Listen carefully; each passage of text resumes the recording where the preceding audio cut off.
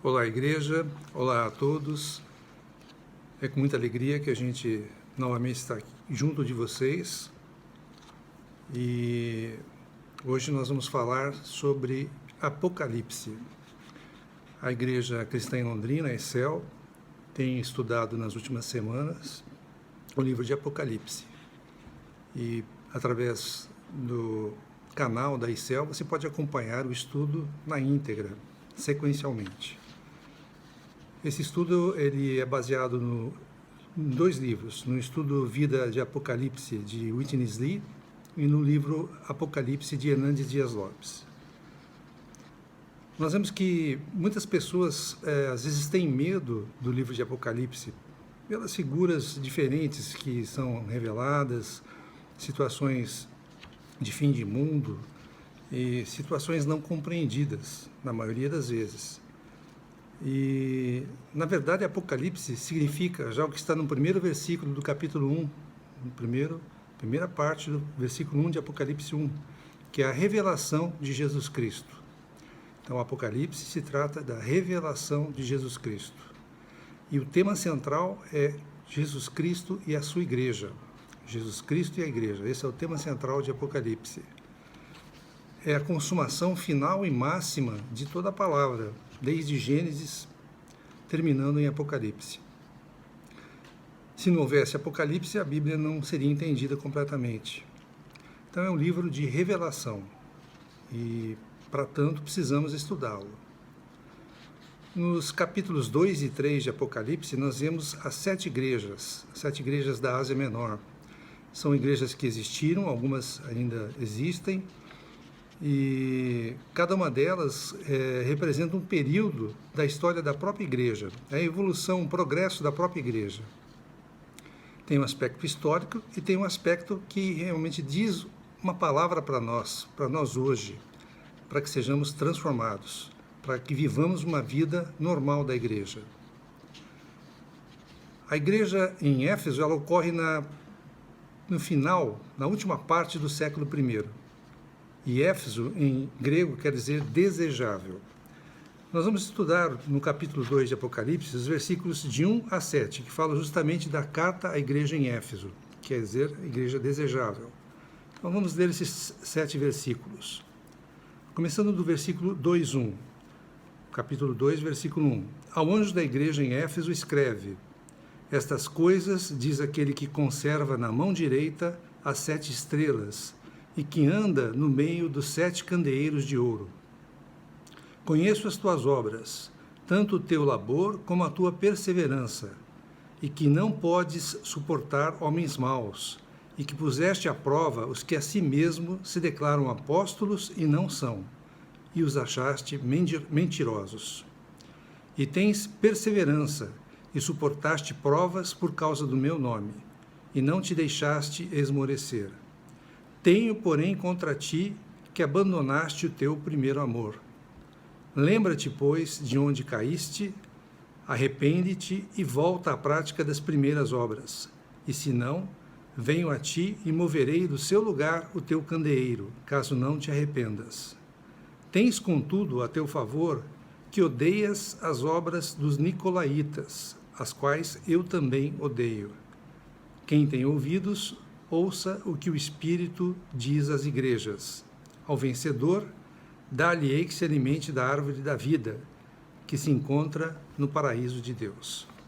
Então, essa é a primeira das 7 igrejas que é revelada aqui no livro de Apocalipse, no capítulo 2. As 7 igrejas são reveladas no capítulo 2 e 3 de Apocalipse. Então, como nós dissemos, a igreja em Éfeso, ela existiu no final do século I. E para viver uma igreja normal, é primordial, é essencial que a gente tenha amor ao Senhor. Por mais que a gente tenha em dons, virtudes, em labor e trabalho, em perseverança, mas se não houver amor, nada vai adiantar. Para o Senhor não adianta, tem que haver amor, porque Deus é amor. Éfeso, ela era a maior, a mais rica e a mais importante cidade da Ásia Menor, uma região que hoje seria a Turquia, na parte asiática. Tinha mais de 200 mil pessoas, o que para a época era muita gente. E lá estava o mais importante porto da Ásia Menor. E era entrada obrigatória. Éfeso era entrada obrigatória para a Ásia. Tinha que passar por Éfeso. Lá havia um templo para Diana. Isso a gente comprova em Atos 19:35. Diana era uma deusa, né? Uma deusa pagã. E esse templo, de tão importante e luxuoso que era, tão grande que era uma das 7 maravilhas do mundo antigo. Tinha muitas sacerdotisas que funcionavam como prostitutas sagradas. Éfeso era uma cidade imoral, idólatra, mística, cheia de superstição e um dos centros de culto ao imperador romano. Era uma das cidades que se aliavam ao Império Romano, a Roma. Como hoje, o diabo usou na época 2 táticas: a perseguição e a sedução, a oposição e o ecumenismo. Tudo entrava na cidade de Éfeso. Paulo esteve em Éfeso no final da sua 2ª viagem ministerial, por volta de 52 depois de Cristo. Na 3ª viagem missionária, ele permaneceu em Éfeso por cerca de 3 anos. Ali, por essa época, houve um certo avivamento da cidade e o evangelho espalhou-se pela Ásia Menor. Nós vemos isso em Atos, capítulo 19, versículos de 1 a 20. Paulo, quando esteve preso em Roma, ele escreveu a carta aos Efésios, a primeira carta aos Efésios, se considerarmos essa de Apocalipse a 2ª. Enviou Timóteo para cuidar da igreja em Éfeso. Mais tarde, João foi quem cuidou da igreja em Éfeso. E depois de 40 anos, João escreveu a 2ª carta aos Efésios, que é esta carta em Apocalipse à igreja em Éfeso. A igreja ela permanecia fiel à sua doutrina, mas o amor começava a se esfriar. João, depois, foi desterrado à ilha de Patmos, ficou preso na ilha de Patmos, onde ele escreveu o Apocalipse. Isso no reinado de Domiciano, entre 81 e 96 depois de Cristo. Depois foi posto em liberdade, já idoso, de idade avançada, voltou para Éfeso, onde morreu no reinado de Trajano. Foi o único apóstolo que teve morte natural. Os demais apóstolos foram martirizados, sendo que Pedro foi crucificado de cabeça para baixo porque ele não julgava ser digno de ser crucificado como Jesus Cristo foi. No primeiro versículo de Apocalipse 2, nós vemos que Jesus envia sua mensagem ao anjo da igreja, ao anjo que cuida da igreja. Nós temos um pouquinho de claridade aqui, espero que não atrapalhe vocês. Jesus, ele está entre os candeeiros, entre os candelabros. O Senhor cuida das igrejas, o Senhor sustenta os líderes das igrejas na sua mão direita. E ele anda, ele percorre as igrejas para cuidar delas. Hoje, em muitas igrejas, se perde o impacto da presença de Cristo entre nós. Não se tem uma visão mais clara que Cristo está no nosso meio, no meio da congregação.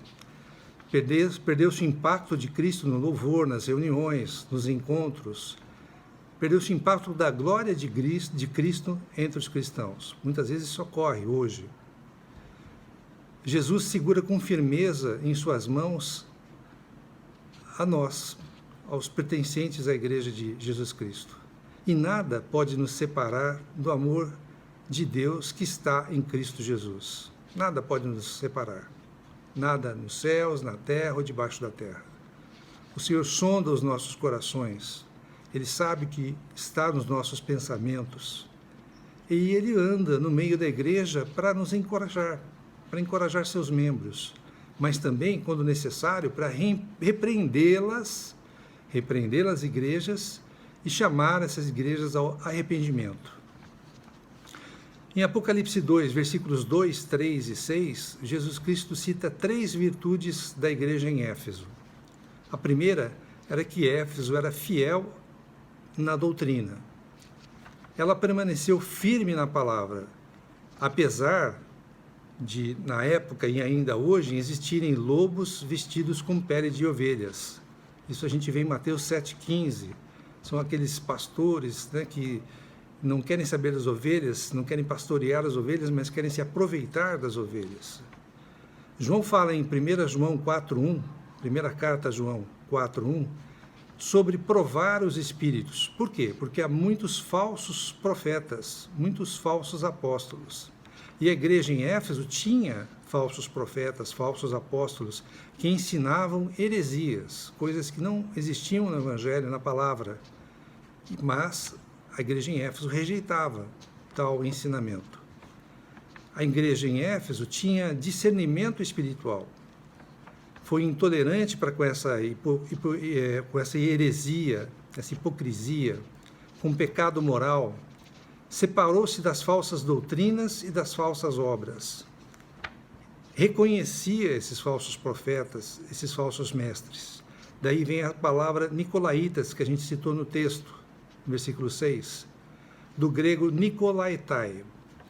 Aqui a gente separa em duas palavras. Nico, que quer dizer estar acima dos outros, e laos, laitai de laos, vem de laos, que significa povo comum ou leigos, ou seja, pessoas que estão acima do povo comum, dos leigos.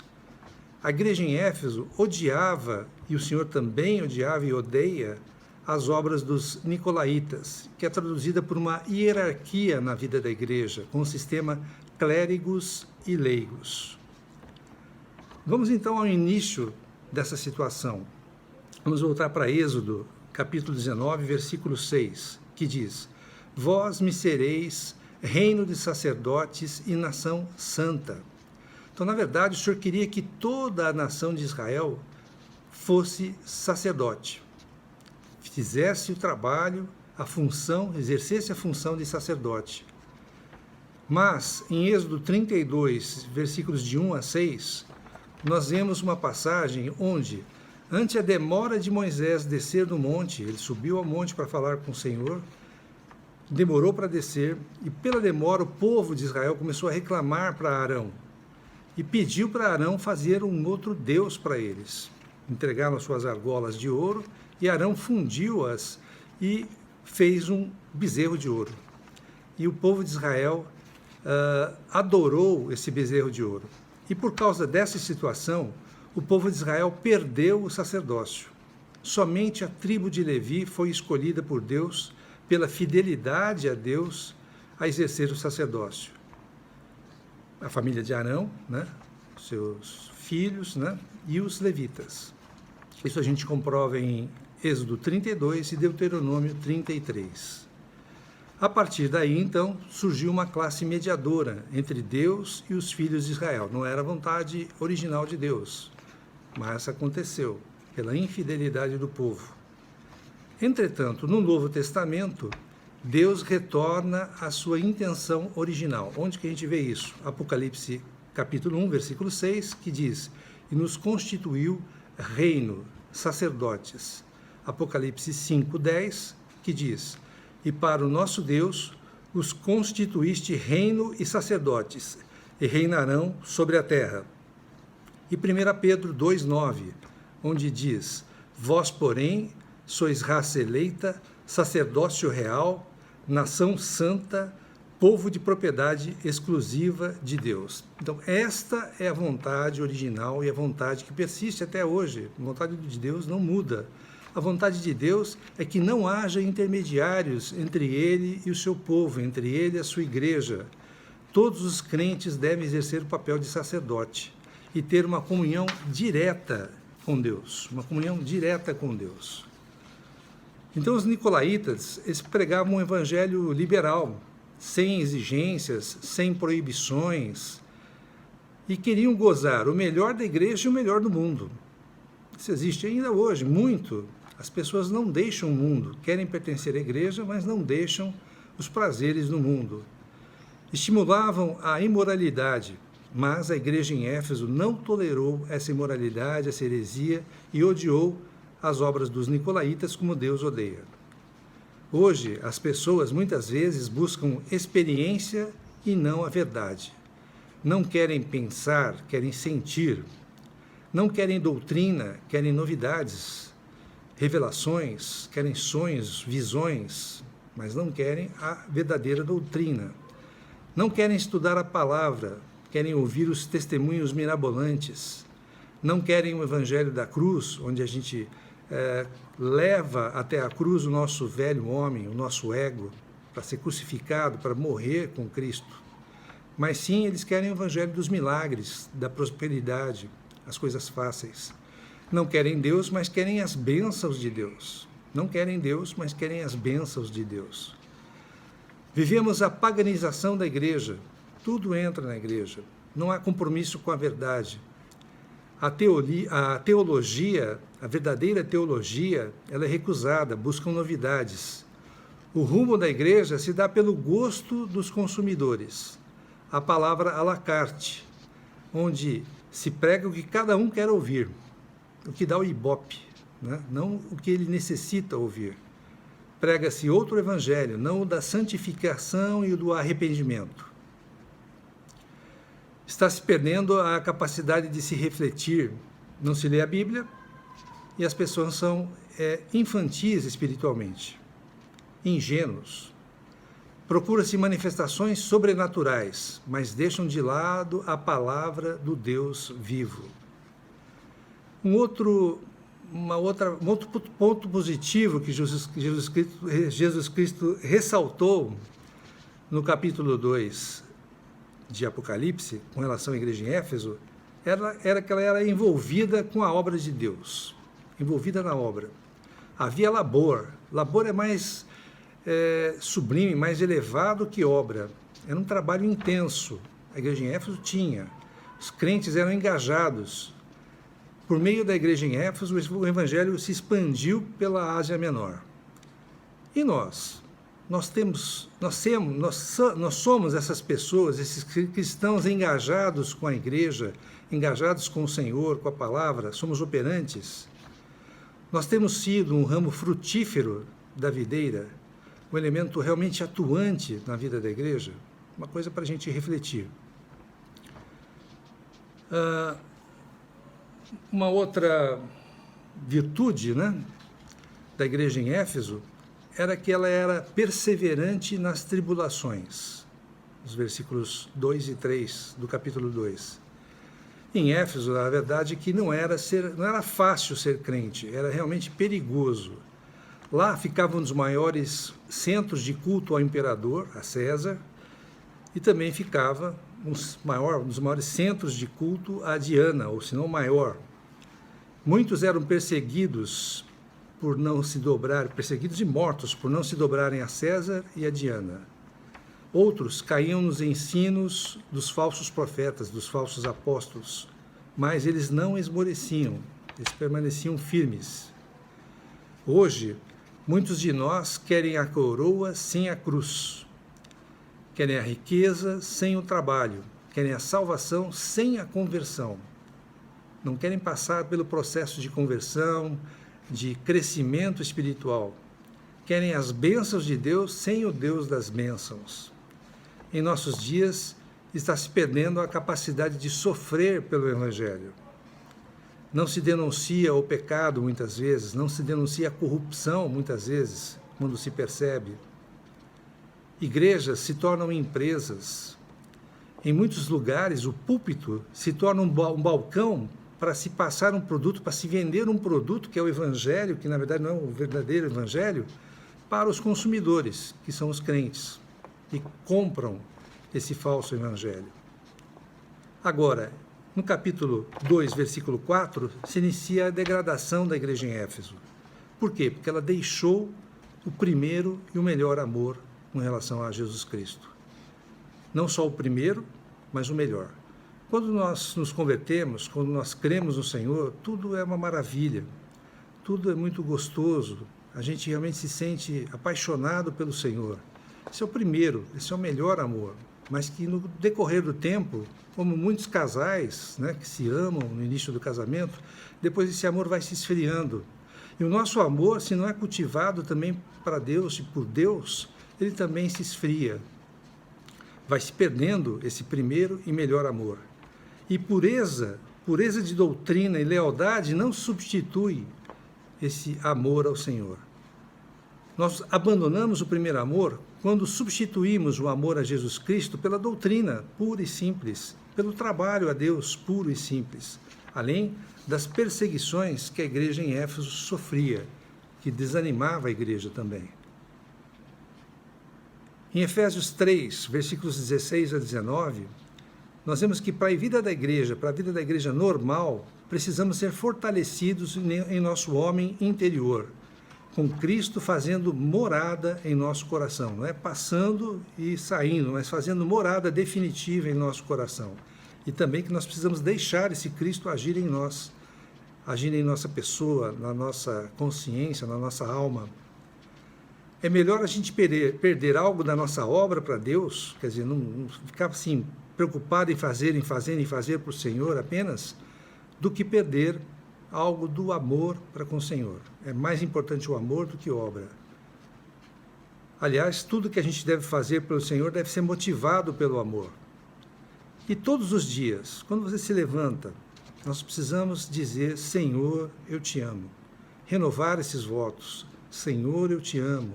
Sempre que você se lembrar, durante a manhã, durante o dia, à noite, sempre que você tiver uma situação difícil, invoque o Senhor, chame o Senhor, Senhor Jesus, Jesus, Cristo, Pai, Paizinho, eu te amo, preciso de ti. Não permita que nada separe você do amor do Senhor. A nossa obra, na verdade, precisa ser uma expressão do amor a Deus. É consequência do nosso amor a Deus. Tudo é feito pelo amor. A igreja é a noiva de Cristo. E ele, Cristo, se alegra, se deleita com ela, a igreja. Jesus está preparando as bodas do Cordeiro para se casar com a igreja.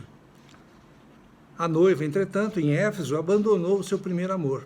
Esse foi o ponto de repreensão, ponto de queda, de degradação da igreja em Éfeso. E sem amor, nada do que temos tem valor. O trabalho realmente não pode tomar o lugar de Deus na nossa vida. Seja o trabalho para Deus ou qualquer outro tipo de trabalho. O Senhor quer um relacionamento constante e permanente conosco. Também perdemos o primeiro amor quando substituímos esse primeiro amor pelo zelo religioso. Muitos de nós defendem as suas convicções religiosas, onde se reúnem, suas doutrinas, com afinco, mas não têm mais prazer em estar na presença do Senhor, em ter comunhão com o Senhor. Os fariseus eram esses tais zelosos por Deus, e deu no que deu, crucificaram a Cristo. Cristo sempre precisa estar no centro de nossas vidas, no centro do que nós pensamos, no centro do que nós fazemos, no centro da nossa família, enfim, precisa ser o centro da nossa existência.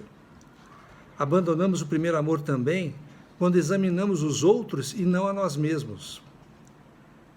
Éfeso tinha a doutrina, identificava os falsos mestres, os falsos apóstolos, mas não percebia a frieza do seu amor, o que se tornou frio o seu amor para com Deus.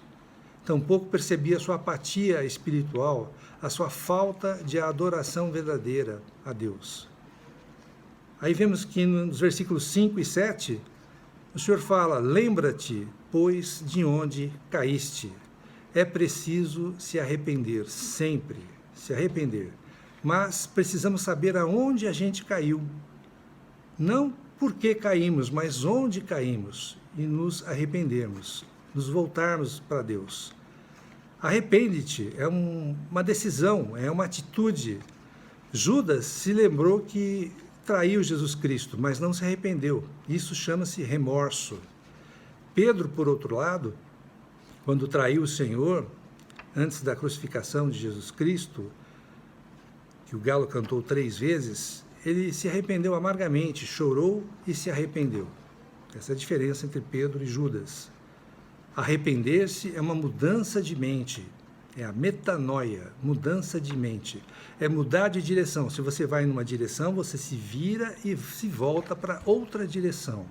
É voltar-se para Deus, é deixar o pecado. Seu coração está se esfriando com relação a Deus, à igreja, às coisas espirituais? Então arrependa-se, volte-se para o primeiro amor, para o primeiro e melhor amor.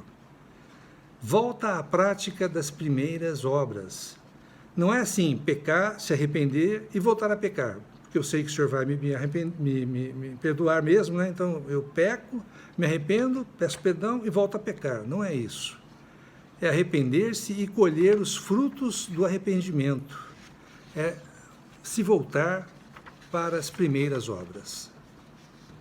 Se você se afastou de Jesus, se você está frio para com a vida da igreja, para com o Senhor, se você não está se reunindo, se você não está lendo a palavra, se você não está orando mais, volte-se, se arrependa, volte-se para Jesus.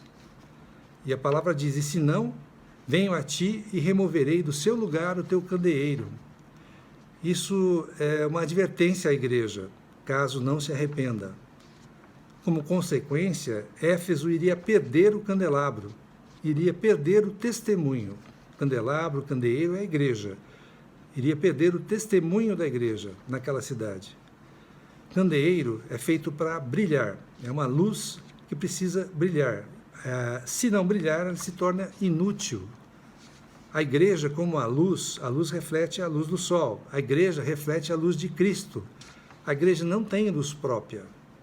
E se não há intimidade com Cristo, se não há amor, não há brilho, não há luz na igreja. O juízo começa pela casa de Deus. Antes de julgar o mundo, Jesus Cristo vai julgar a sua casa, a sua igreja. A igreja e a cidade de Éfeso deixaram de existir, não existem mais. Vamos ver durante o estudo de Apocalipse que algumas igrejas persistem até hoje, mas Éfeso não, se tornou ruína. Hoje, muitas igrejas também estão deixando de existir. Nós vemos isso nos noticiários. Passam a existir boates, bares, museus, onde antes existia uma igreja. Porque não havia amor, porque não havia luz, a igreja se extinguiu. No versículo 7 de Apocalipse 2, nós vemos que no início de cada uma das 7 epístolas é o Senhor quem fala.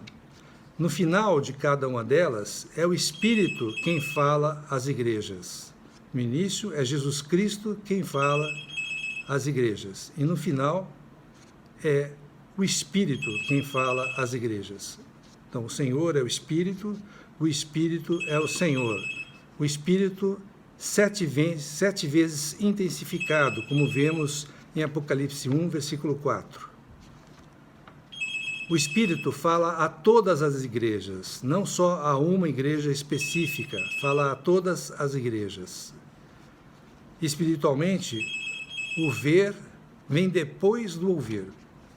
Primeiro, precisamos ouvir o conteúdo da igreja, para depois ver a vida da igreja, para depois ver a igreja.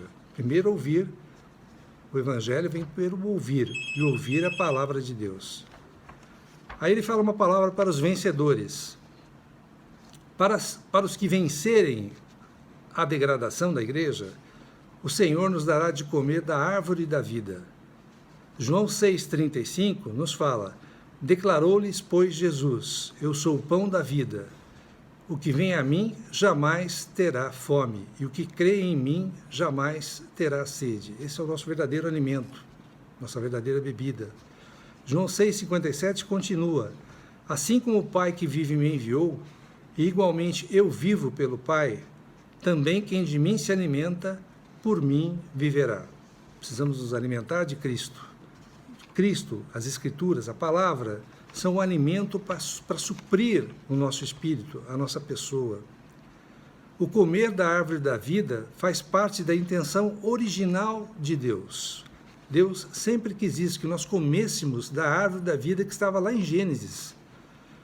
Mas Adão e Eva comeram da árvore do conhecimento do bem e do mal.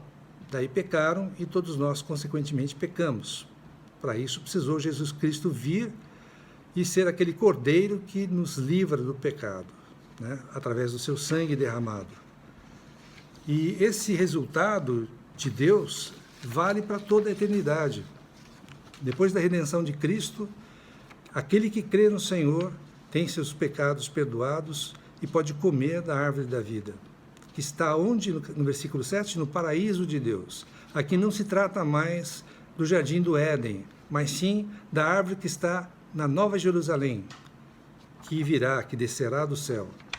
A igreja é uma miniatura da Nova Jerusalém. É um antegozo do Senhor hoje. Você tem um antegozo de Cristo hoje na vida da igreja.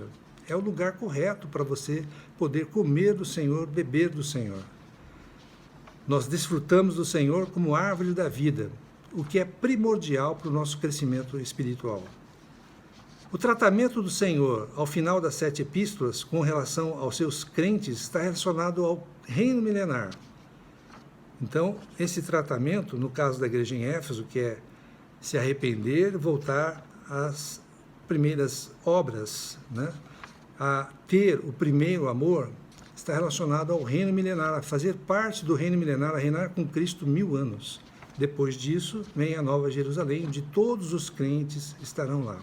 Todos os que creram no Senhor estarão lá. Precisamos desfrutar do Senhor como nosso primeiro e melhor amor, desse amor pleno e abundante do Senhor Jesus. E sabe que nós vamos ter como recompensa, se nós desfrutarmos desse amor, do primeiro e melhor amor, teremos mais amor do Senhor. Quem tem ouvidos, ouça o que o Espírito diz às igrejas. Espero que tenham gostado. Para quem ainda não se inscreveu no meu canal, aqui embaixo está inscrever-se. Peço que se inscrevam para vocês terem acesso a todos os vídeos já gravados e terem os próximos vídeos em antemão, serem avisados dos próximos vídeos. Como eu disse, a ICEL, a Igreja Cristã em Londrina, está estudando o livro de Apocalipse. Esse foi um trecho, uma porção do livro de Apocalipse que nós vimos hoje. E se vocês quiserem acompanhar sequencialmente o estudo de Apocalipse, é só se inscrever no canal do YouTube da Igreja Cristã em Londrina, ICEL, Igreja Cristã em Londrina. Também essas mensagens são veiculadas pelo Facebook. Que nós tenhamos uma semana abençoada por Deus, ricamente abençoada por Deus, que nós sejamos abençoados nos nossos afazeres, nos nossos trabalhos, sempre tendo em mente que Cristo precisa estar no nosso centro. Amém.